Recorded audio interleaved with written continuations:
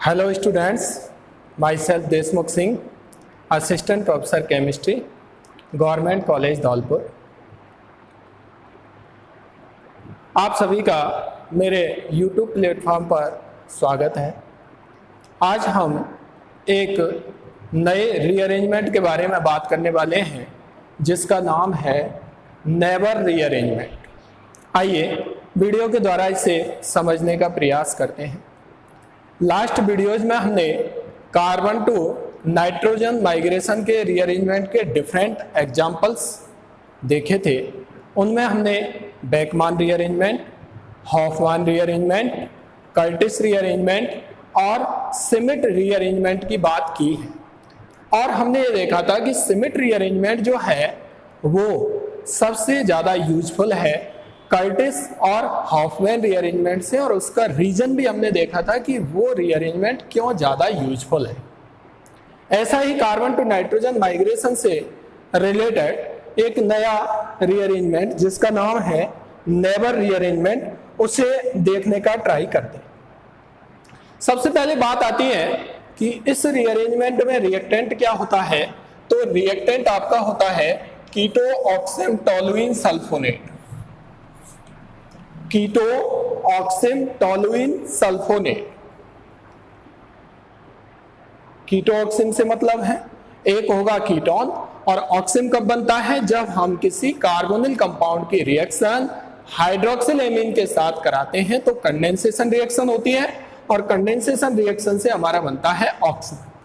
Toluene sulfonate क्या होता है, ओटीएस ग्रुप, उसकी बात हम आगे करने वाले हैं, अभी वहां हम डिटेल में देखेंगे। तो सबसे पहले हम इस रीअरेंजमेंट में जो रिएक्टेंट होता है वो होता है हमारा कीटो ऑक्सिम टोलुइन सल्फोनेट। क्या एल्डो ऑक्सिम टोलुइन सल्फोनेट इस रीअरेंजमेंट में रिएक्टेंट हो सकता है? तो इस रीअरेंजमेंट में कीटो की जगह एल्डिहाइड ग्रुप, एल्डिहाइड कंपाउंड हम काम में नहीं ले सकते। इसका मतलब यह हुआ कि एल्डो ऑक्सिम टोलुइन सल्फोनेट यहां पर रिएक्टेंट के रूप में नहीं हो सकता है। प्रोडक्ट जो होता है, ये तो बात हुई रिएक्टेंट की। जब हम प्रोडक्ट की बात करते हैं तो यहां पर हमको प्रोडक्ट के रूप में अल्फा एमिनो कीटोन ऑब्टेन होते हैं। अल्फा एमिनो कीटोन से मतलब जो भी आपका कीटोन होगा उसकी अल्फा कार्बन पर एमिनो ग्रुप जुड़ा हुआ होगा।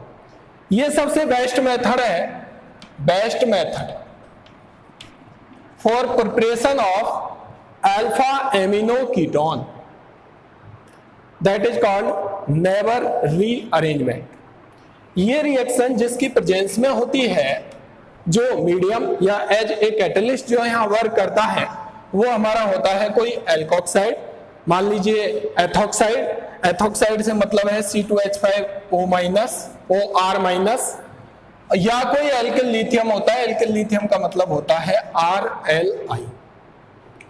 तो जब कीटो ऑक्सिम टोलुइन सल्फोनेट एल्कोक्साइड या RLI के प्रेजेंस में रिएक्शन करता है तो प्रोडक्ट के रूप में हमको अल्फा एमिनो कीटोन ऑब्टेन होता है, और इसी रीअरेंजमेंट को हम बोलते हैं नेबर रीअरेंजमेंट। अब हम बात करते हैं कि इसका स्टार्टिंग मटेरियल क्या होगा। तो देखिए इसका स्टार्टिंग मटेरियल मैंने आपको यहां शो किया है। इसका स्टार्टिंग मटेरियल ये होता है, दैट मीन्स ये हुआ कि कोई कीटो ऑक्सिम टोलुइन सल्फोनेट को मैं इस तरीके से शो कर सकता हूं। ये आपका कोई कीटोनिक ग्रुप है यहां पर, और ये कोई सिंपल कीटोन है।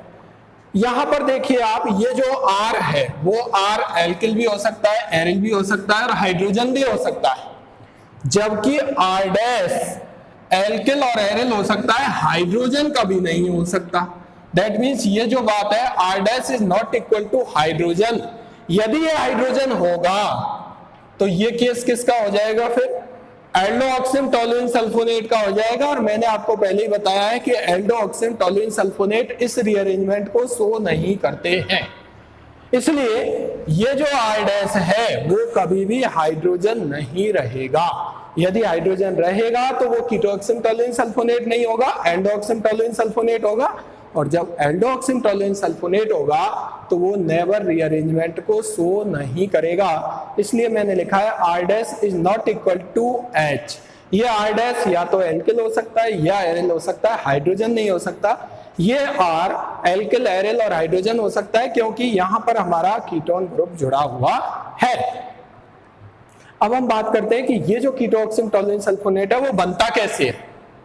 तो देखिए उसको बनाने के लिए मैंने बताया है, और मैंने पहले भी आपको बताया था कि जो ऑक्सिम है वो ऑक्सिम कब बनते हैं, जब हमारा कार्बोनिल कंपाउंड, और उसमें भी यहाँ पर हम कीटो की बात कर रहे हैं, तो कीटोन जब हमारा हाइड्रोक्सिल एमीन के साथ रिएक्शन करता है, कंडेंसेशन रिएक्शन होती है, वाटर बाहर निकलता है और कीटोऑक्सिम बनता है। ठीक है, अब देखिए यहाँ पर ये किस किस की रिएक्शन से बनता है। जब हमने काम में लिया है कीटोन और हमने लिया है tosyl group substituted hydroxyl amine. Hydroxyl amine होता है आपका ये, जब हाइड्रोक्सिल एमीन और कोई कीटोन, ये रहा आपका कीटोन RCH2COR-, RCH2 और ये हो गया COR-, ये कोई कीटोन है, ये हाइड्रोक्सिल एमीन के साथ डायरेक्ट रिएक्शन करेगा तो ऑक्सिम बनेगा और यहां से जुड़ जाएगा NOH, इसे हम बोलेंगे कीटोऑक्सिम। ठीक है, इसे हम क्या बोलेंगे, कीटोऑक्सिम। लेकिन मैंने यहां लिखा है कि कीटोऑक्सिम काम में नहीं लेना, हमें लेना है टोलुइन सल्फोनेट। टोलुइन सल्फोनेट का मतलब है कि ये जो हाइड्रोक्सिल एमीन है उसको टॉसाइल ग्रुप जोड़ दें उस पर। टॉसाइल का मतलब यहां पर हाइड्रोजन की जगह हम कौन सा ग्रुप जोड़ रहे हैं, TS, तो यहां पर क्या आ जाएगा TS, ये टॉसाइल ग्रुप आ गया, और यहां से H2O बाहर निकलेगा, और H2O बाहर निकलने के बाद इन दोनों के बीच में कंडेंसेशन रिएक्शन होगी, ये यहां से जुड़ जाएगा C डबल बॉन्ड NOTS। ये है हमारा क्या, starting material of never rearrangement. अब यहां बात ये आ रही होगी कि ये TS होता क्या है, टॉसाइल ग्रुप होता क्या है। तो देखिए टॉसाइल ग्रुप की जो स्ट्रक्चर है वो होती है ये, सल्फोनेट से मतलब यहां क्या लिया गया है, यहां पर जुड़ा होता है CH3 और यहां होता है SO3H, जिसे हम दिखा सकते हैं कुछ इस तरीके से SO3H। ये स्ट्रक्चर होती है टॉसाइलिक एसिड की, किसकी, टॉसाइलिक एसिड की। इसमें जो टॉसाइल ग्रुप होता है वो ग्रुप होता है ये ग्रुप यहां पर जुड़ जाता है। जो हाइड्रोक्सिल एमीन का हाइड्रोजन था उस हाइड्रोजन को रिप्लेस करके ये पूरा ग्रुप जुड़ जाता है, और इसी ग्रुप को हम बोलते हैं TS। TS का मतलब है टॉसाइल ग्रुप, जो आपको यहां पर दिखाई दे रहा है। और मैंने यहां पर कहा है कि जब इस कीटोन की रिएक्शन हम किसके साथ कराएं, tosyl group substituted hydroxyl amine, NH2OH होता तो ये हाइड्रोक्सिल एमीन था, चूंकि NH2OTS है, TS से मतलब ये स्ट्रक्चर यहां पर जुड़ी हुई है, तो हम इसे बोलेंगे tosyl group substituted hydroxyl amine. यहां पर ये रिएक्शन होगी, हमको प्रोडक्ट के रूप में इसका स्टार्टिंग मटेरियल ऑब्टेन होगा ये R- कभी भी हाइड्रोजन नहीं होगा। दैट मींस ये प्रोडक्ट हमारा चूंकि कीटोन से ऑब्टेन हुआ है, इसलिए हम इसको बोलेंगे कीटोऑक्सिम टोलुइन सल्फोनेट। सल्फोनेट हमने इसलिए बोला है क्योंकि यहां पर SO3 ग्रुप आ रहा है। ठीक है, अब हम बात करते हैं ओवरऑल रिएक्शन क्या हुई। जब हमने रिएक्टेंट देख लिया क्या है वो कीटोऑक्सिम टोलुइन सल्फोनेट, वो हम कैसे बना सकते हैं, कोई भी कीटोन है उसकी रिएक्शन हम tosyl group substituted hydroxyl amine से कराएंगे तो हमारे पास कीटोऑक्सिम टोलुइन सल्फोनेट ऑब्टेन हो जाएगा, वो रहा ये RCH2C double bond NOTS R-, ये। और इसकी रिएक्शन जब हम एथोक्साइड या RLI के साथ कराएंगे तो प्रोडक्ट के रूप में हमको क्या ऑब्टेन हो रहा है, अल्फा एमिनो कीटोन ऑब्टेन हो रहा है। इसके रेस्पेक्ट में ये कार्बन अल्फा कार्बन है, क्योंकि अल्फा कार्बन पर कौन सा ग्रुप जुड़ा हुआ है, NH2 ग्रुप जुड़ा हुआ है, इसलिए हम इस प्रोडक्ट को बोलेंगे अल्फा एमिनो कीटोन। जब हम इस रिएक्शन की मैकेनिज्म की बात करते हैं तो इस रिएक्शन का, इस रीअरेंजमेंट का जो मेन कैरेक्टरिस्टिक है वो कैरेक्टरिस्टिक है इसमें इंटरमीडिएट के रूप में 3 membered nitrogen containing unsaturated ring का फॉर्मेशन होता है। उसकी वजह से हम उसको नाम देते हैं एजीरीन। क्या नाम देते हैं, एजीरीन। ये एजीरीन आपने हेटेरोसाइक्लिक में जो नोमेनक्लेचर पढ़ा होगा उसके अकॉर्डिंग आपने देखा होगा 3 membered nitrogen containing unsaturated ring is called azirine, जो इस रीअरेंजमेंट में इंटरमीडिएट के रूप में ऑब्टेन होती है।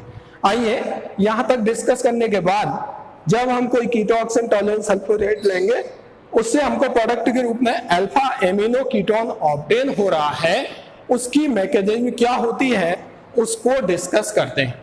तो देखिए मैकेनिज्म के यहाँ पर मैंने कुछ स्टेप्स लिखे हैं। पहले स्टेप में जो भी आपने यहाँ पर बेस लिया है, बेस के रूप में या तो हो सकता है एल्किल लिथियम या हो सकता है एथॉक्साइड, वो सबसे पहले हाइड्रोजन का एब्स्ट्रैक्शन करता है। एब्स्ट्रैक्शन का मतलब है सबसे पहले वो ज्यादा एसिडिक हाइड्रोजन को एब्स्ट्रैक्ट करता है। वो हाइड्रोजन या तो इस कार्बन पे है या इस कार्बन पे, यहां से हाइड्रोजन का एब्स्ट्रैक्शन वो करता है। दैट मींस उस कीटोऑक्सिम टॉलरेंट सल्फोनेट जहां से बना है उसके अल्फा कार्बन पर जो ज्यादा एसिडिक हाइड्रोजन होती है, उस एसिडिक हाइड्रोजन को वो बेस जो एल्किल लिथियम हो सकता है या एथॉक्साइड हो सकता है, वो एब्स्ट्रैक्ट करता है। ठीक है, दूसरे स्टेप में वहां पर कार्बेनाइन बनता है। वो कार्बेनाइन जो है वो एनजीपी के द्वारा नेबरिंग ग्रुप पार्टिसिपेशन लगता है और एजिरीन रिंग का फॉर्मेशन करता है। और ये एजिरीन रिंग जो होती है इस रीअरेंजमेंट में इंटरमीडिएट के रूप में कार्य करती है, जैसे कि मैंने यहां लिखा है। अगले स्टेप में प्रोटोनेशन होता है उस एजिरीन रिंग का, और वो रिंग एजिरिडीन से मतलब है वही 3 मेंबर्ड रिंग होती है, नाइट्रोजन कंटेनिंग होती है, बट अनसैचुरेटेड की जगह कैसी होती है, saturated. Saturated ring is called aziridine. तो इस एजिरीन रिंग से एजिरिडीन रिंग का फॉर्मेशन होता है कब, जब इसकी रिएक्शन किसके साथ होती है, वाटर के साथ होती है। लास्ट स्टेप में जो इस रीअरेंजमेंट की मैकेनिज्म का 4th स्टेप है, उसमें डीप्रोटोनेशन होता है, और डीप्रोटोनेशन होकर के हमको प्रोडक्ट के रूप में अल्फा एमिनो कीटोन ऑब्टेन होते हैं। आइए इसकी मैकेनिज्म के जो 4 स्टेप हैं हम इस एग्जांपल की सहायता से उन्हें सॉल्व करने का ट्राई करते हैं। देखिए इसके मैकेनिज्म के पहले स्टेप में ये हमारा कोई कीटोऑक्सिम टॉलरेंट सल्फोनेट है, जो मैंने अभी आपको स्टार्टिंग मटेरियल इसका बताया था। पहला स्टेप जो हमारा फर्स्ट स्टेप है, कोई भी अल्कोक्साइड, जैसे मैंने लिया एथॉक्साइड, वो एक न्यूक्लियोफाइल या बेस की तरह कार्य करता है। यहां से acidic hydrogen, abstraction of more acidic hydrogen, सबसे पहले हाइड्रोजन का एब्स्ट्रैक्ट करता है। मान लीजिए उसने ये हाइड्रोजन ज्यादा एसिडिक है, इसलिए इस हाइड्रोजन को बाहर निकाल दिया। क्यों है, क्योंकि यहां पर हम बात कर रहे हैं, ये तो है मैथिलीन और ये होगा कम से कम मैथिल, तो मैथिलीन वाली हाइड्रोजन ज्यादा एसिडिक है। यहां पर H+ बाहर निकलेगा तो यहां से ये बनेगा हमारा कार्बेनाइन। ये होता है हमारा फर्स्ट स्टेप। तो देखिए यहां से क्या बना, RCH- C double bond NOTS और ये रहा R'। ये हमारा होता है पहला स्टेप। और इस पहले स्टेप की रेजोनेटिंग स्ट्रक्चर इस तरीके से बन सकती है, इस बॉन्ड के इलेक्ट्रॉन इधर आए और इस बॉन्ड के इलेक्ट्रॉन इधर आ जाए, तो that means RCH double bond C R' और यहां से आएगा NOTS। यहां पर सिंगल बॉन्ड है, यहां पर फ्री रोटेशन हो सकता है, इसलिए इस रीअरेंजमेंट में स्टीरियोकेमिस्ट्री का कोई रोल नहीं होता। जो भी आपका कीटोऑक्सिम टॉलरेंट सल्फोनेट है, यहां पर इस जो पहला स्टेप है, जैसे ही यहां से H+ बाहर निकलेगा ये कार्बेनाइन बनेगा, इसकी रेजोनेटिंग स्ट्रक्चर ये बनेगी। चूंकि यहां पर इस बॉन्ड पर, सिंगल बॉन्ड पर क्या हो रहा है, फ्री रोटेशन, इसलिए इस NOTS की कोई भी स्टीरियोकेमिस्ट्री नहीं होगी, नो स्टीरियोकेमिस्ट्री। ठीक है, इस बात को ध्यान में रखना। अब देखिए सेकंड स्टेप में जो ये हमारा बना हुआ है, ये यहां पर मैंने कहा abstraction of more acidic hydrogen, पहला स्टेप हो गया। अब दूसरा स्टेप है फॉर्मेशन ऑफ एजिरीन रिंग। एजिरीन रिंग का फॉर्मेशन कैसे होगा, यहां से ये जो है ये एनजीपी ऑपरेट करेगा ऐसे और OTS निकलेगा बाहर।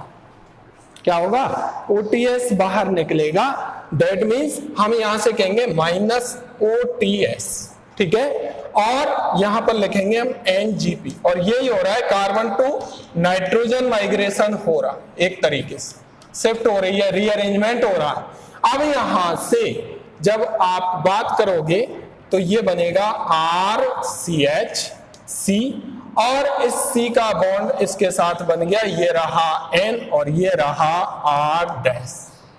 ठीक है, और यहां पर जो आपका डबल बॉन्ड था, जैसे ही आपने यहां पर C डबल बॉन्ड N था तो ये C डबल बॉन्ड। ठीक है, यहां से इसने अटैक किया, OTS हमारा गुड लिविंग ग्रुप है, ये बाहर निकल जाएगा, टॉसाइलेट आयन जो है उसके रूप में गुड लिविंग ग्रुप है। ठीक है। और ये हमारा 3 मेंबर्ड रिंग बनी आपकी, और जो कि कैसी है, अनसैचुरेटेड है। ये नाइट्रोजन को हम बोलते हैं एजा, तो यहां पर ये रिंग कहलाएगी हमारी एजीरीन रिंग, और ये होती है हमारी इंटरमीडिएट।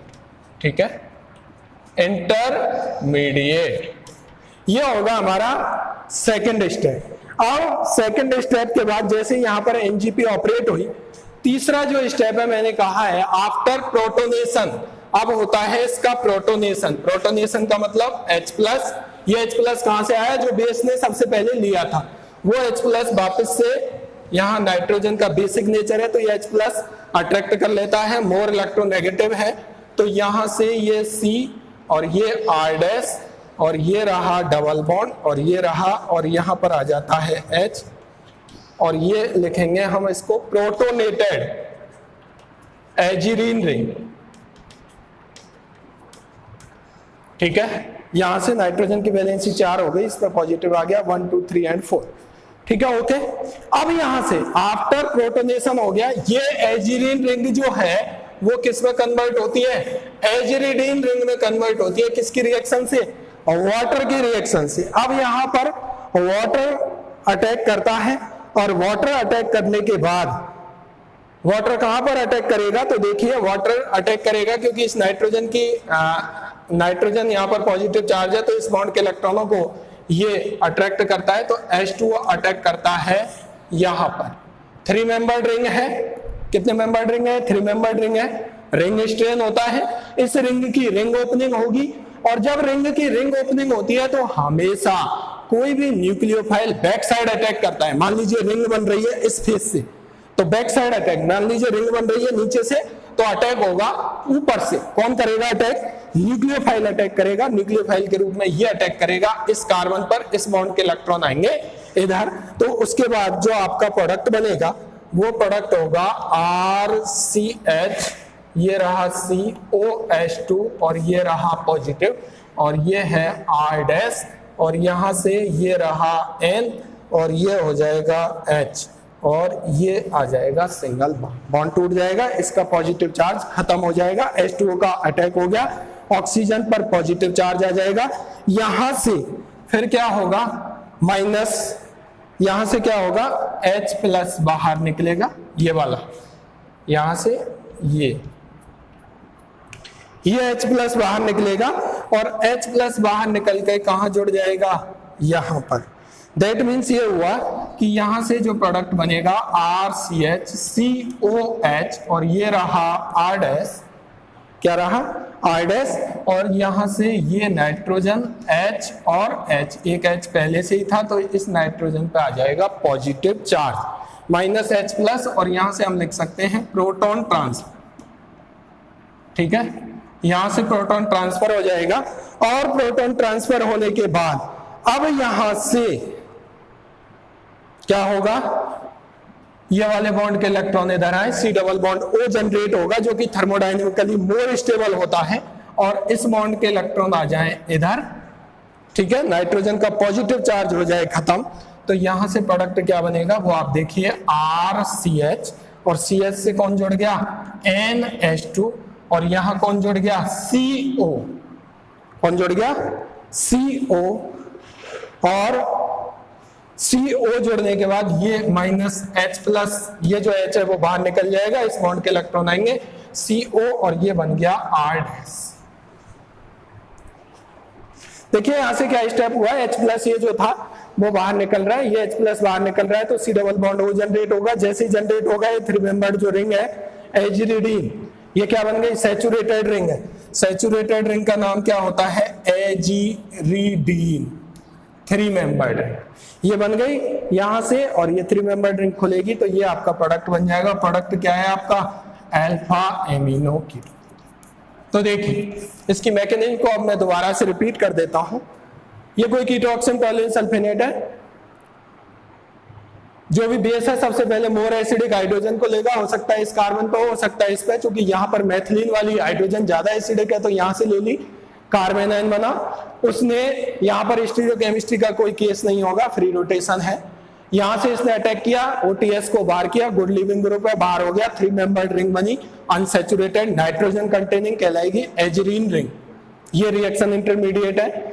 फिर यहां से H+ ने अटैक किया जो कि मीडियम में है, जो बेस ने लिया था वो H+ वापस दे दिया, नाइट्रोजन टेट्रावेलेंट हो गया, हमने लिख दिया प्रोटोनेटेड एजिरीन रिंग। उसके बाद वाटर ने अटैक किया क्योंकि 3 मेंबर्ड जो रिंग है वो कैसी है, उसमें स्ट्रेन है, स्ट्रेन होने की वजह से वो रिंग है वो खुलेगी, और जब रिंग खुलेगी तो खोलने के लिए उसे बैक साइड से अटैक करना पड़ेगा, आपकी एजिरीन रिंग कन्वर्ट हो जाती है एजिरिडीन में, जिसमें अनसैचुरेशन हो जाता है खत्म और वो हो जाती है सैचुरेटेड। H+ का ट्रांसफर होता है, ट्रांसफर होकर के नाइट्रोजन के पास आता है, दोबारा से thermodynamically more stable C double bond O group generate होता है, H+ बाहर निकलता है, प्रोडक्ट के रूप में हमको अल्फा एमिनो कीटोन ऑब्टेन होता है। मैंने लास्ट में लिखा है डीप्रोटोनेशन, ये हो रहा है डीप्रोटोनेशन, गिव्स प्रोडक्ट। ये स्टेप होते हैं, एब्स्ट्रैक्शन होगा, एजिरीन रिंग फॉर्म होगी NGP के द्वारा। NGP का मतलब है नेबरिंग ग्रुप पार्टिसिपेशन, जो पास में होता है कोई भी गुड लिविंग ग्रुप को बाहर कर देता है। प्रोटोनेशन होगा, एजिरीन रिंग बनेगी, एजिरीन रिंग एजिरिडीन रिंग में कन्वर्ट होगी किसके द्वारा, H2O के द्वारा, फिर डीप्रोटोनेशन होगा, प्रोडक्ट हमको ऑब्टेन होगा। ठीक है, ये इसकी मैकेनिज्म है। अब मैं आपको कुछ एग्जांपल्स इसके सॉल्व करने का ट्राई करता हूं, उसके बाद मैं आपको प्रोडक्ट निकालने की डायरेक्ट ट्रिक बताऊंगा, उससे आप डायरेक्ट आंसर भी निकाल सकते हैं। यहां देखिए मैंने कुछ एग्जांपल्स आपके सामने लिखे हैं इस रीअरेंजमेंट से संबंधित। तो यहां पर हम देखते हैं इसकी शॉर्ट ट्रिक सबसे पहले क्या है। तो देखिए इस तरीके से आपके पास कोई कीटोक्सिन टोलुइन सल्फोनेट होगा, यहां पर कोई कार्बन होगा, यहां पर भी कोई कार्बन होगा, और बीच में C डबल बॉन्ड NOTS होगा। हाइड्रोजन हो नहीं सकता, मैं पहले ही बता चुका हूं। एल्डोक्सिन टोलुइन सल्फोनेट नहीं होगा, कीटोक्सिन टोलुइन सल्फोनेट होगा। यहां पर मैंने 2 हाइड्रोजन आपको दिखाए, एक हाइड्रोजन H है और एक हाइड्रोजन HB है, जो कि इसके अल्फा कार्बन पर है। ज्यादा एसिडिक हाइड्रोजन कौन सा है, वहां पर आपका एमिनो ग्रुप आता है। अभी जब हमने एग्जांपल सॉल्व किया था तो उसमें हमने यही देखा था, जब प्रोडक्ट हमारा अल्फा एमिनो कीटोन बना था, किससे बना था, देखिए मैंने अभी एग्जांपल लिखा था, ये एग्जांपल लिखा था, और इससे मैंने यहाँ पर RLI के द्वारा जब रिएक्शन कराई थी तो मैंने बनाया था प्रोडक्ट ये, समझ आ रहा है, इससे ये बनाया। दैट मींस हाइड्रोजन यहां से बाहर निकली थी, ज्यादा एसिडिक हाइड्रोजन ये थी, जहां से हाइड्रोजन बाहर निकलती है वहां पर कौन सा ग्रुप आता है, NH2 एमिनो ग्रुप आता है। इस पूरे ग्रुप को किस में कन्वर्ट कर दो, कार्बोनिल में कन्वर्ट कर दो, आपका प्रोडक्ट बन जाएगा। C double bond NOTS group को कार्बोनिल में कन्वर्ट कर दो, और जिस अल्फा कार्बन से हाइड्रोजन जा रही है उस अल्फा कार्बन पर NH2 जोड़ दो, प्रोडक्ट बन जाएगा। जैसे देखिए यहाँ पर ये रिएक्टेंट है कोई। अब मान लीजिए हमारे पास दोनों तरफ कार्बन है, दोनों पर ज्यादा एसिडिक हाइड्रोजन कौन सी है, मान लीजिए मेरे पास HA हाइड्रोजन ज्यादा एसिडिक है, किससे, HBC। HA क्या है, ज्यादा एसिडिक है, किससे, HBC। तो प्रोडक्ट क्या बनेगा, देखिए ये पूरा ग्रुप किस में चेंज होगा, CO में, CO में चेंज कर दिया। HA ज्यादा एसिडिक है, दैट मींस माइनस यहाँ आएगा, माइनस यहाँ आएगा, तो जहां ज्यादा एसिडिक हाइड्रोजन बाहर निकलता है बेस, वहां पर कौन सा ग्रुप जुड़ जाता है, NH2, ये जुड़ गया। दैट मींस हमारा प्रोडक्ट क्या बनेगा, ये कब, जब HA ज्यादा एसिडिक है, HBC। मान लीजिए HB ज्यादा एसिडिक है HA से, तो जो ज्यादा एसिडिक है वहां पर जाएगा NH2, तो ये गया NH2, ठीक है, अल्फा पर, और इस पूरे ग्रुप को किस में कन्वर्ट कर दिया, कार्बोनिल में आपका प्रोडक्ट आ जाएगा। तो ये प्रोडक्ट बनेगा जब HB ज्यादा एसिडिक होगा किससे, HA से। ठीक है, क्लियर। आपको C double bond NOTS group को कार्बोनिल में कन्वर्ट करना है, और फिर ये देखना है कि इसके अल्फा कार्बन पर किस पर ज्यादा एसिडिक हाइड्रोजन है, जिधर एसिडिक हाइड्रोजन ज्यादा है वहां पर NH2 ग्रुप इंसर्ट कर देना है। अब हम बात करते हैं इन एग्जांपल्स की। देखिए अगर ये आपको समझ आ गया है तो आप आसानी से इन्हें सॉल्व कर सकते हैं। यहां देखिए ये आपका जो हम देखते हैं कीटोक्सिन जो है वो ज्योमेट्रिकल आइसोमेरिज्म शो कर सकते हैं, तो सिन और एंटी हम उनको दे सकते हैं। तो ये जो आपका है ये ग्रुप और ये ग्रुप बल्कि ग्रुप्स हैं, दोनों एंटी साइड हैं, तो ये हमारा कैसा हो जाएगा, एंटी। और ये बल्कि ग्रुप और ये बल्कि ग्रुप सेम साइड है, तो ये कैसा हो जाएगा, सेम। मैंने अभी आपको बताया था जब मैकेनिज्म की बात की थी, यहाँ ये फ्री रोटेशन था और फ्री रोटेशन की वजह से स्टीरियोकेमिस्ट्री का कोई केस यहाँ नहीं होता, चाहे सिन हो या एंटी कीटोऑक्सिन टोलुइन सल्फोनेट हो, आपका प्रोडक्ट वही बनेगा। क्यों? क्योंकि मैकेनिज्म में यहाँ पर फ्री रोटेशन हो रहा था। तो देखिए प्रोडक्ट क्या बनेगा, अभी मैंने आपको तरीका बताया। आपको इस वाले ग्रुप को किस में चेंज करना है, कार्बोनिल में। अब इसमें से और इसमें से ज्यादा एसिडिक हाइड्रोजन कौन सी है, तो देखिए CH2 की हाइड्रोजन ज्यादा एसिडिक है, CH3। मिथाइलिन की हाइड्रोजन ज्यादा एसिडिक है, किससे, मेथिल से। यहाँ पर वैसे भी इलेक्ट्रॉन विड्रॉइंग ग्रुप जुड़े हुए हैं, तो एसिड इसकी क्या है, जो हम यहाँ कहते हैं, ये इसका जो इफेक्ट है, ये NO2 और NO2 का इलेक्ट्रॉन विड्रॉइंग इफेक्ट यहाँ पर लग रहा है, तो CH2 की एसिडिटी और भी बढ़ जाती है, क्योंकि यहाँ पर आने वाला नेगेटिव चार्ज जैसे H+ बाहर निकलेगा वो इस रेजोनेंस में डिलोकलाइज होगा। ठीक है, तो -R वाले ग्रुप जुड़े हुए हैं, तो इसका प्रोडक्ट क्या बनेगा, इस वाले ग्रुप को किस में कन्वर्ट करना है, कार्बोनिल को। ये ज्यादा एसिडिक हाइड्रोजन है, तो यहाँ पर हाइड्रोजन हटा के आपको क्या लगाना है, NH2। ठीक है, तो देखिए प्रोडक्ट क्या बनेगा, ये NO2 और ये आपकी बेंजीन रिंग, यहाँ पर NO2 और ये रहा CH और ये रहा NH2CO और ये रहा CH3। सही है। अब हम बात करते हैं इसकी। तो देखिए यहाँ पर भी आपको कुछ नहीं सोचना है, स्टीरियोकेमिस्ट्री का कोई केस नहीं है, आपको देखना है ये हाइड्रोजन ज्यादा एसिडिक है या ये। ऑब्वियसली ये हाइड्रोजन ज्यादा एसिडिक है इसके इलेक्ट्रॉन विड्रॉइंग इफेक्ट की वजह से, तो यहां से हाइड्रोजन बाहर निकलेगी, NH2 यहाँ आएगा, इस पूरे ग्रुप को किस में कन्वर्ट कर देना है, कार्बोनिल में। तो प्रोडक्ट क्या बन जाएगा, यही प्रोडक्ट बन, सेम प्रोडक्ट हो। ठीक है, अब देखिए यहाँ मान लीजिए कोई साइक्लिक है, तो मैंने अभी आपको तरीका बताया, इसको किस में कन्वर्ट करना है, कार्बोनिल में। और ये कार्बन अल्फा है और ये कार्बन अल्फा है, दोनों की हाइड्रोजन सेम एसिडिक है, सेम है, तो कहीं भी NH2 जोड़ सकते हैं, तो प्रोडक्ट क्या बनेगा, इसे तो कन्वर्ट कर दो किसमें, कार्बोनिल में। और यहां से या यहां से कोई हाइड्रोजन निकाल दो, जिधर से भी निकाली वहां पर क्या जुड़ जाएगा, NH2। या बन सकता है, सेम है, किधर से भी निकाल दो, सेम एसिडिटी है, NH2। यहां पर यदि हम बात करें तो इसे बदल दो ऑक्सीजन में, कार्बोनिल बन जाएगा, यहां से या यहां से निकाल दो, तो आपका प्रोडक्ट बन जाएगा ये। या जोड़ सकते हैं यहां, या हमारा प्रोडक्ट बन सकता है कौन सा, ये भी बन सकता है, ONH।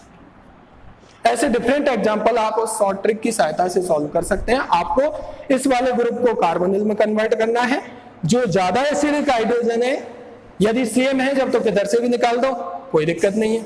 यदि अलग अलग ग्रुप दिए हुए हैं तो एसिडिटी चेक कर लो, जिधर से एसिडिक ज्यादा हाइड्रोजन है वहां से एक हाइड्रोजन रिप्लेस करके NH2 ग्रुप इंसर्ट कर दो, अल्फा एमिनो कीटोन आपके पास ऑब्टेन हो जाएगा। ये बात हुई हमारे नेवर रीअरेंजमेंट की। ओके।